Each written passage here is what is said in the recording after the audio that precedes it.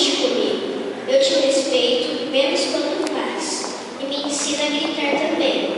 E eu não quero fazer isso. Não me dê ordens a todo momento. Se ao invés de mandar, você me pedir, eu o farei mais rapidamente e com mais gosto. Cumpra as promessas que faz, boas ou más. Se me promete um emprego, deve concedê-lo, assim como um castigo. Não me compare a ninguém, especialmente com os meus irmãos. Se me colocar acima deles, alguém vai sofrer. Se me colocar abaixo, eu é que sofro.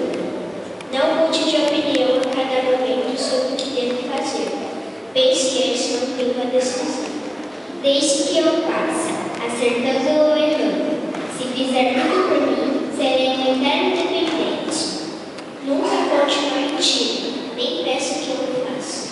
Isto criará em mim um mal-estar e me fará perder a confiança em tudo que afirmo.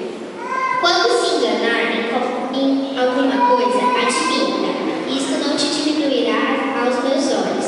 Pelo contrário, te fará crescer e eu aprenderei a assumir minhas faltas.